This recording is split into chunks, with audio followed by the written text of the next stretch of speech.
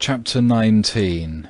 Of bearing injuries, and who shall be approved as truly patient. What sayest thou, my son? Cease to complain, consider my suffering and that of my saints. Thou hast not yet resisted unto blood. Hebrews 12, verse 4.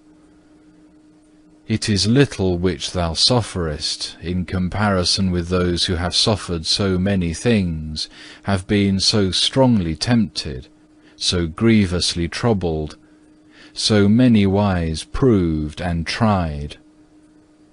Thou oughtest therefore to call to mind the more grievous sufferings of others, that thou mightest bear thy lesser ones more easily. And if they seem not to thee little, see that it is not thy impatience which is the cause of this. But whether they be little or whether they be great, study to bear them all with patience. So far as thou settest thyself to bear patiently, so far thou dost wisely and art deserving of the more merit. Thou shalt also bear the more easily, if thy mind and habit are carefully trained hereunto. And say not, I cannot bear these things from such a man, nor are things of this kind to be borne by me, for he hath done me grievous harm, and imputeth to me what I had never thought. But from another I will suffer patiently such things as I see I ought to suffer. Foolish is such a thought as this, for it considereth not the virtue of patience, nor by whom that virtue is to be crowned, but it rather weigheth persons and offences against self. He is not truly patient, who will only suffer as far as seemeth right to himself, and from whom he pleaseth.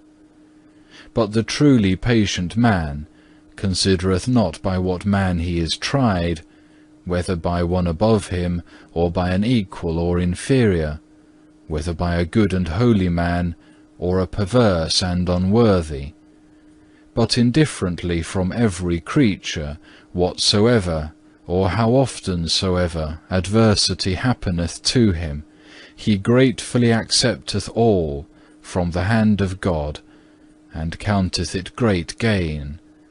For with God nothing which is borne for his sake, however small, shall lose its reward. Be thou therefore ready for the fight, if thou wilt have the victory.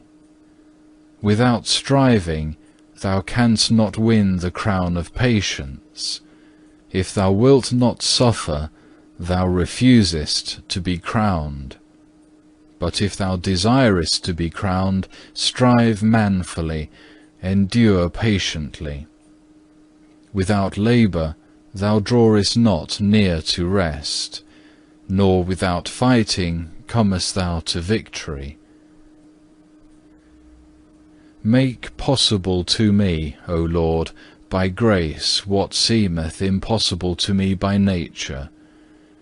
Thou knowest how little I am able to bear, and how quickly I am cast down when a like adversity riseth up against me. Whatsoever trial of tribulation may come to me, may it become unto me pleasing and acceptable.